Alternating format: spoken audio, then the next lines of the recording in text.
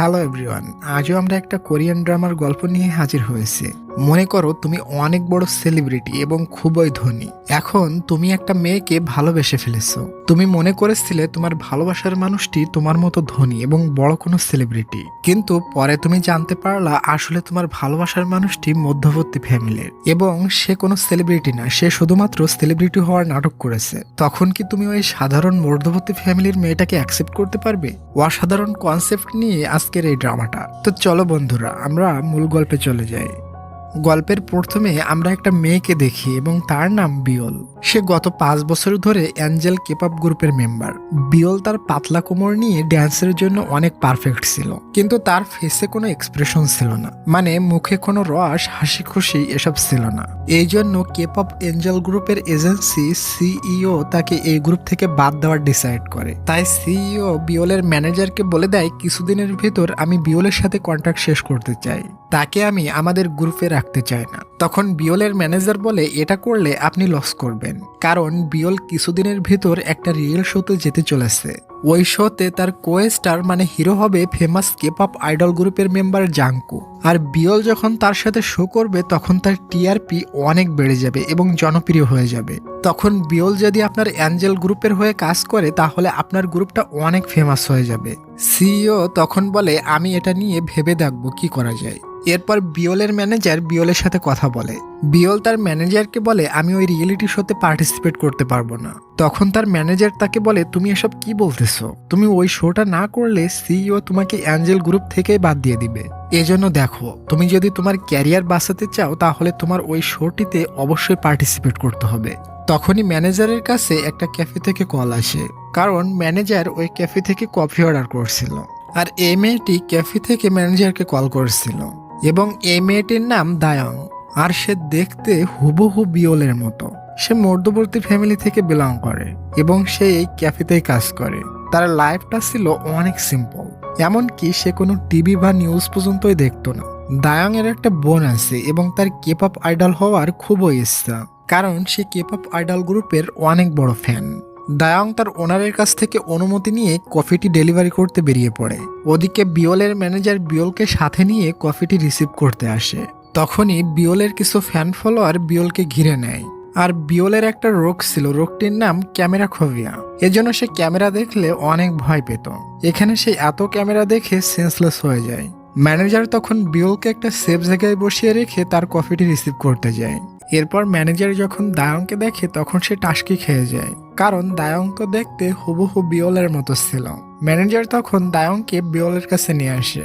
বিয়ল আর দায়ং একে অপরকে দেখে অনেক শকিংলি সারপ্রাইজড হয়ে যায়। আর আমরা তো জানি বিয়লের ক্যামেরা ফোবিয়া, এজন্য সে ওই রিয়েলিটি শো করতে রাজি ছিল না।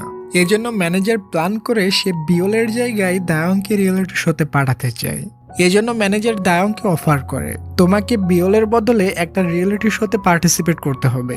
বিয়লের শরীর খারাপ, এজন্য সে যেতে পারবে না, কিন্তু দায়ং এখানে তাদেরকে ডাইরেক্ট মানা করে দেয়। তখন বিয়ল তাকে বোঝায়, দেখো তুমি যদি আমাকে এটুকু হেল্প না করো তাহলে আমার ক্যারিয়ারটাই ধ্বংস হয়ে যাবে। আর এই শোটা শুধুমাত্র 7 দিনের। এই 7 দিন পরেই তোমাকে এই ঝামেলা থেকে মুক্তি দিয়ে দিব। আর এসব ইমোশনাল কথা শুনে দায়ংও রাজি হয়ে যায়। এরপর ম্যানেজার দায়ংকে মেকআপ রুমে নিয়ে যায় এবং দায়ংকে হুবহু বিয়লের মতো সাজিয়ে দেয়, যাতে করে কেউ চিনতে না পারে। এরপর ম্যানেজার দায়ংকে বিয়লের এবং তার এজেন্সির সমস্ত ইনফরমেশন খুব ভালো মতো বুঝিয়ে দেয়। তবে তাকে বোঝাতে যে ম্যানেজারের অবস্থা কাইল হয়ে যায়, কারণ দায়ং ছিল সাধারণ টাইপের একটা মেয়ে। যাই হোক, এরপর দায়ংকে রিয়েলিটি শো এর সেটে নিয়ে যাওয়া হয়। এখানে তার কাছ থেকে তার ফোন নিয়ে নেওয়া হয়, কারণ ভেতরে ফোন নেওয়া অ্যালাউ ছিল না। ওদিকে বিয়ল চলে যায় দায়ং এর ক্যাফেতে কাজ করতে, মানে বিয়লের জায়গায় দায়ং থাকবে আর দায়ং এর জায়গায় বিয়ল। ক্যাফেতে যাওয়ার আগে ম্যানেজার দায়ং এর ক্যাফের সমস্ত ইনফরমেশন বিয়লকে বুঝিয়ে দেয়। এরপর আমরা দায়ংকে দেখি তার রিয়েলিটি শো এর ফার্স্ট দিনের জন্য একটি ডেটের আয়োজন করা হয়, যেখানে দায়ং জাংকুর জন্য অপেক্ষা করছিল।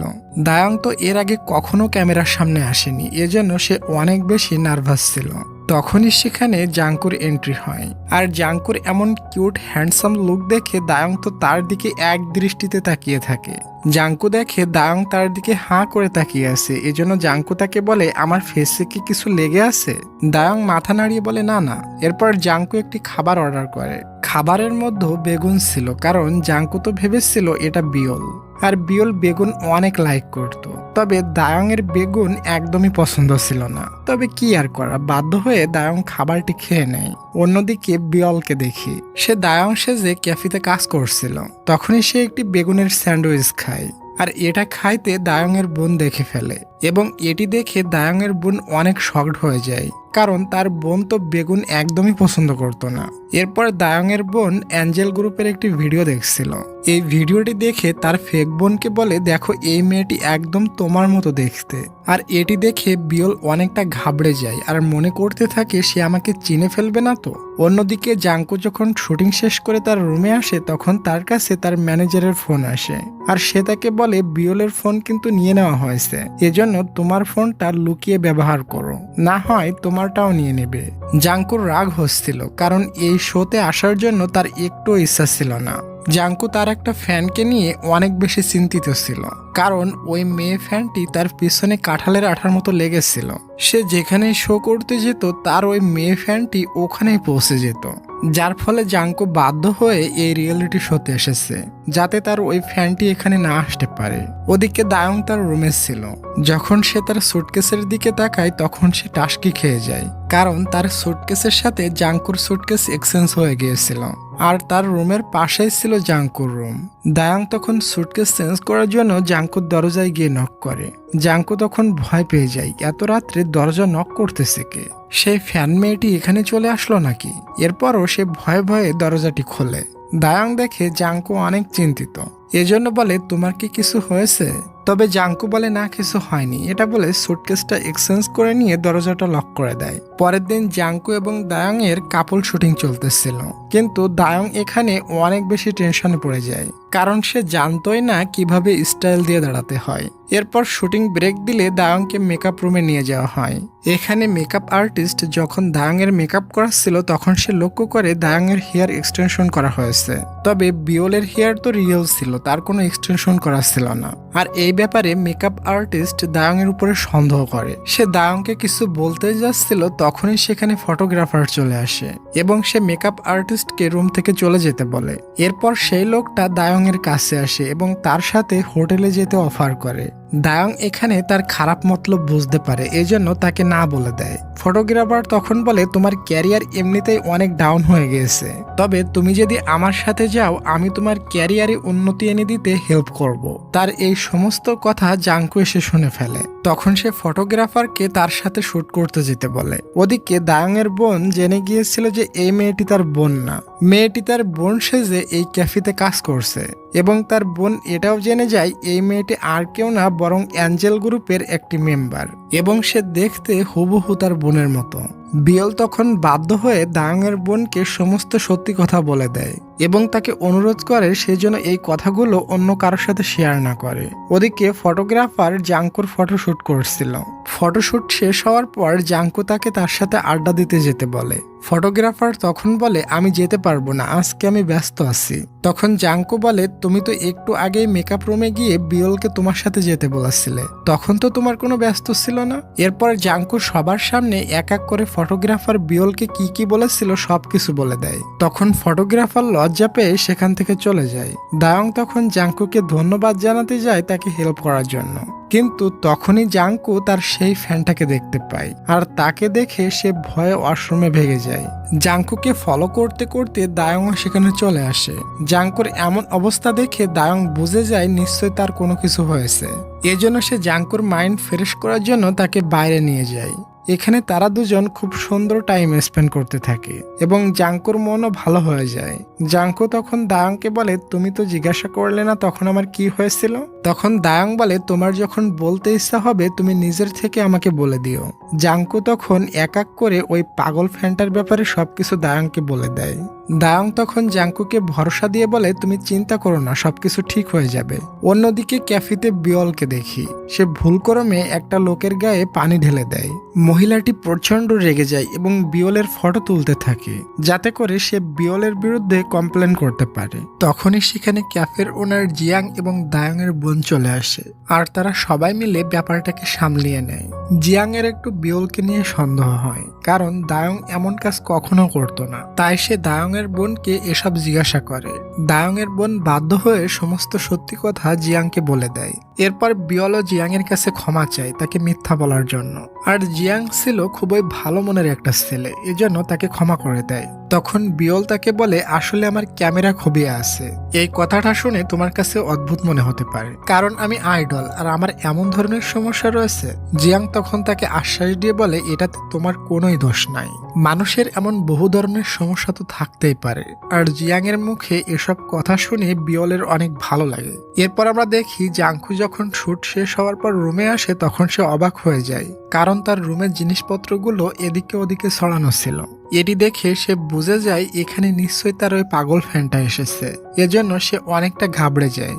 এরপর সে দায়ং এর রুমে যায় এবং তাকে অনুরোধ করে, তুমি আমার রুমে গিয়ে আমার রুমটা একটু চেক করে দেখো তো। পরে দায়ং জাংকুর রুমে যায় এবং সে ডিসাইড করে সে আজকের রাতটা জাংকুর রুমে থেকে যাবে, যাতে কেউ এসে জাংকুর কোনো সমস্যা বা ক্ষতি না করতে পারে। এটা শুনে জাংকু অনেক খুশি হয়ে যায়। তারপর তারা দুজন মিলে সারা রাত বসে বিভিন্ন ধরনের গল্প করতে থাকে। অন্যদিকে দেখি জিয়াং বিয়লকে একটি ক্যামেরা গিফট করে, যাতে সে নিজে নিজে ফটোশুট করে আস্তে আস্তে তার এই ক্যামেরা খবিয়া দূর করতে পারে। এটি দেখে বিয়ল অনেক খুশি হয়ে যায়। অন্যদিকে আমরা দায়ংকে দেখি, সে গল্প করতে করতে ঘুমিয়ে গিয়েছিল। তখনই সে একটি স্বপ্ন দেখে সে তার সমস্ত সত্যি কথা জাংকুকে বলে দিয়েছে, যে সে আসলে বিয়ল না বরং দায়ং। আর সে খুবই সিম্পল একটা মেয়ে। এখানে সে শুধুমাত্র বিয়লের বদলে শুটিং করতে এসেছে, কারণ বিয়লের ক্যামেরা খবিয়া আছে আর সে দেখতে বিয়লের মতো হুবহু। এজন্য সে এখানে তার বদলে সহজে আসতে পেরেছে।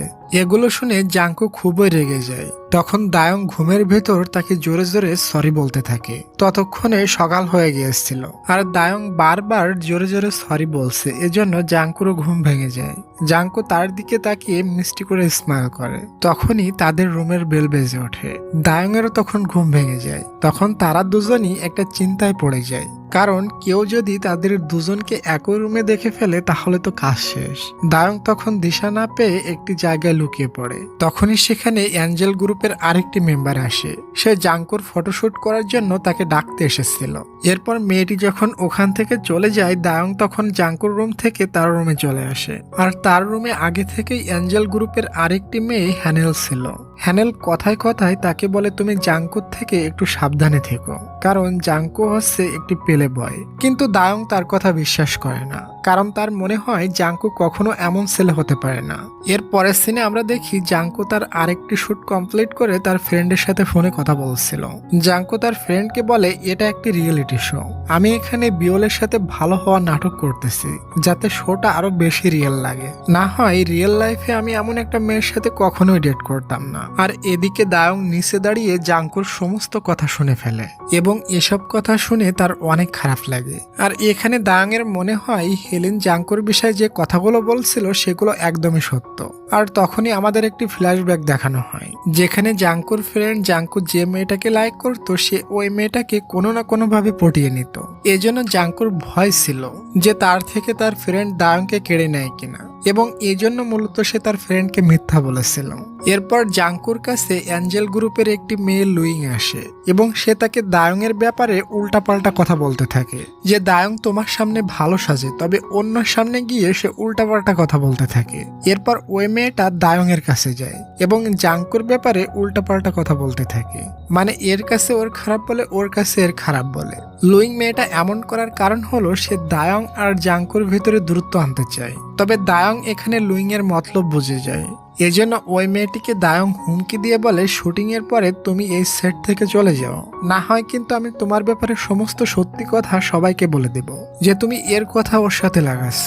এটি শুনে লুইংও ভয় পেয়ে যায়। অন্যদিকে বিয়লকে দেখি, সে তার ক্যামেরা খবিয়া দূর করার জন্য জিয়াং এর ফটো তুলতে থাকে। আসলে সে জিয়াংকে মনে মনে লাইক করতে শুরু করেছিল।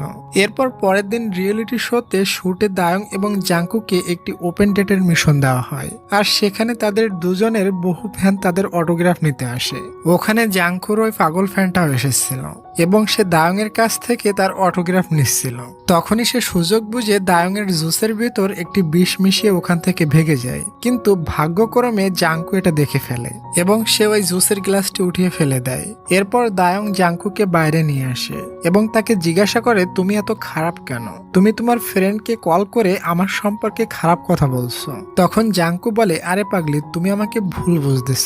আসলে আমার ফ্রেন্ড একটু লুচ্চা টাইপের। আমি যে মেয়েকে পটাতে যাই তার আগে আমার ফ্রেন্ড ওই মেয়েকে পটিয়ে নেয়। এজন্য আমি তার সাথে মিথ্যা বলেছি যে আমি তোমাকে লাইক করি না, যাতে করে সে তোমাকেও পটাতে না পারে। এগুলো জানার পর দায়াংয়েরই লজ্জা লাগছিল যে আমি না জেনে না বুঝে তাকে খারাপ মনে করলাম। তখন জাংকু দায়াংকে কিস করে নেয়। দায়াংও কিস পেয়ে খুবই খুশি, কারণ সে মনে মনে জাংকুকে লাইক করতো। আচ্ছা গাইস, তুমি কি আমাকে একটা লাইক আর একটা সাবস্ক্রাইব করে দিবা? করে দাও প্লিজ, আর আমি আমার গল্পটা কন্টিনিউ করি। আর আমরা দেখি একটি রিপোর্টার তাদের দুজনের কিস করার ছবি তুলে নেয়, আর সেই ছবিটা ওই লুচ্চা ফটোগ্রাফারকে পাঠিয়ে দেয়, যে দায়াংকে হোটেলে অকাম করার জন্য অফার করেছিল। অন্যদিকে বিয়ল জাংকু এবং দায়াংয়ের কিস করা একটা ছবি সোশ্যাল মিডিয়ায় দেখতে পায়। আসলে এই ছবিটা দিয়ে একটা নিউজ তৈরি করা হয়েছিল, যেখানে লেখা ছিল তারা দুজন শুটিং লাইফে ডেট করছে না, বরং রিয়েল লাইফেও ডেট করছে। বিয়ল এসব দেখে অনেক টেনশনে পড়ে যায়। আর ওই লুচ্চা ফটোগ্রাফার এটা এজন্য করেছিল যাতে সে দায়ং এবং জাংকুর থেকে বদলা নিতে পারে। বিয়ল তখন দায়ংকে নিয়ে চিন্তায় পড়ে যায়। এসব নিউজের জন্য দায়ংকে কেউ ক্ষতিও করতে পারে। এজন্য বিয়ল জিয়াং এবং দায়াংয়ের বোনকে নিয়ে দায়াংকে বাঁচাতে বেরিয়ে পড়ে। ওদিকে জাংকু আর দায়াং ওই ফটো ভাইরালের কথা কিছুই জানতো না। তারা দুজন একে অপরের সাথে খুবই কিউট মোমেন্ট স্পেন্ড করছিল। এরপর দায়াং যখন বাইরে আসে তখন তার সামনে ওই পাগল ফ্যানটার দেখা হয়ে যায়, আর ওই মেয়েটি দায়াংকে দেখে পালাতে থাকে। দায়াং তখন বুঝে যায় এই মেয়েটি তাহলে জাংকুর সেই পাগল ফ্যান, এবং সে দৌড়ে একটা পর্যায়ে মেয়েটিকে ধরে ফেলে। তখন জাংকুও সেখানে চলে আসে এবং তারা দুজন পুলিশকে ডেকে ওই মেয়েটিকে পুলিশের হাতে ধরিয়ে দেয়। এরপর জাংকু তার ল্যাপটপে তাদের কিস করা ভাইরাল পোস্টটিও দেখে ফেলে। তখনই তার কাছে তার এজেন্সির কল আসে এবং তারা তাকে অর্ডার দেয়, তুমি আজ শোতে বলবা তুমি বিয়লকে শুধুমাত্র শো এর জন্য কিস করেছো, তোমাদের দুজনের মধ্যে এমন কোনো ভালোবাসার সম্পর্ক নেই। এরপর শো স্টার্ট হয়। তখন সে সবাইকে এটা বলে যে সে দায়ংকে এজন্য কিস করেছিল কারণ সে তাকে ভালোবাসে। এরপর জাংকু দায়ংকে স্টেজে ডাকে এবং তারা দুজন মিলে খুবই সুন্দর পারফরমেন্স করে, আর তাদের পারফরমেন্স তাদের অডিয়েন্সরা অনেক পছন্দ করে। পারফরমেন্স শেষ হওয়ার পর দায়ং ডিসাইড করে সে আজ জাংকুকে সমস্ত সত্যি কথা বলে দেবে। তাই আজ রাত্রে সে জাংকুকে তার রুমে আসতে বলে, কিন্তু রাত্রে জাংকু আসার আগে ওখানে দায়ংয়ের ছোট বোন চলে আসে। ওই সময় জাংকু এসেও দরজা নক করতে থাকে। দায়ং তখন দিশা না পেয়ে তার বোনকে ওয়াশরুমে লুকিয়ে দেয়। তারপর দায়ং দরজা খোলে এবং জাংকু তার রুমে আসে। তবে দায়ং তার সত্যি কথাগুলো বলতে পারে না, তাকে নানা বাহানা দিয়ে রুমের বাইরে পাঠিয়ে দেয়। অন্যদিকে বিয়ল আর জিয়াং এই হোটেলেরই অন্য একটি রুমে একসাথে ছিল, আর এখানে বিয়ল জিয়াংকে তার মনের কথা বলে দেয়, মানে তাকে প্রপোজ করে দেয়। কিন্তু এটাতে কোনোই লাভ হয় না, কারণ জিয়াং ততক্ষণে ঘুমিয়ে গিয়েছিল। সে বিয়লের কোনো কথাই শুনতে পায়নি। পরের দিনের সিন দেখি, আজ দায়াং এবং জাংকুর লাস্ট শুট ছিল। শুট শেষ হলে দায়াং জাংকুকে সমস্ত সত্য কথা বলতে যায়, কিন্তু তখনই দায়াংয়ের ম্যানেজার সেখানে চলে আসে, আর সে এখানে দায়াংকে নিতে এসেছিল। এবং এসবের কারণে দায়ং সত্য কথাগুলো জাংকুকে বলতে পারে না। এভাবে দেখতে দেখতে 1 মাস অতিক্রম হয়ে যায়। এরপর আমরা জিয়াংকে দেখি, সে বিয়লকে অনেক মিস করছিল, কারণ সেও তো মনে মনে বিয়লকে অনেক বেশি লাইক করত। আর অন্যদিকে বিয়ল তার ড্যান্স প্র্যাকটিস করছিল এবং এবার সে অনেক কনফিডেন্স ছিল। এরপর সে জিয়াং এর সাথে দেখা করতে যায়, কারণ সেও জিয়াংকে অনেক মিস করছিল। জিয়াং তো বিয়লকে দেখে অনেক খুশি। এরপর আমাদের দায়ংকে দেখানো হয়। দায়ং ওই জায়গায় যায় যেখানে সে জাংকুর সাথে ফার্স্ট কিস করেছিল। তখনই সেখানে জাংকুও চলে আসে। জাংকুকে হঠাৎ এখানে দেখে দায়ং তো পুরাই শকড। তখন সে বলে, বিয়ল আমাকে সমস্ত সত্য কথা বলে দিয়েছে, আর সেই জন্যই এখানে আমি তোমার সাথে দেখা করতে এসেছি। এবং সে বলে, আমি বিয়লকে নয় বরং দায়ংকে ভালোবাসি, আর দায়ং যেমনই হোক না কেন আমি তাকেই লাইক করি। এটা শুনে দায়ংও অনেক খুশি হয়ে যায়, আর এরই মাধ্যমে আমাদের আজকের এই ছোট্ট ড্রামাটার হ্যাপি এন্ডিং হয়। তবে ডিয়ার, এটার সিজন 2 আছে, পার্ট 2 না, কিন্তু সিজন 2। দেখতে চাইলে সবাই মিলে কমেন্ট করো, তাহলে নিয়ে আসবো। আচ্ছা গাইস, 1 মিনিট, কাল থেকে তো ফেব্রুয়ারি মাস শুরু, মানে ভালোবাসার মাস। তো এই ফেব্রুয়ারি মাসে তুমি কি আমার মতো সিঙ্গেল নাকি মিঙ্গেল? কমেন্টস করে জানাতে ভুলো না, কিন্তু আমি সবার কমেন্টে রিপ্লাই করব। তো ডিয়ার, এমনই ফুল ড্রামার এক্সপ্লেনেশন দেখতে চাইলে আমার চ্যানেলটা সাবস্ক্রাইব করে রাখতে পারো। দেখা হচ্ছে আমাদের পরবর্তী ড্রামা এক্সপ্লেনেশনে। তত সময়ের জন্য টেক কেয়ার, টেক লাভ, বাই বাই।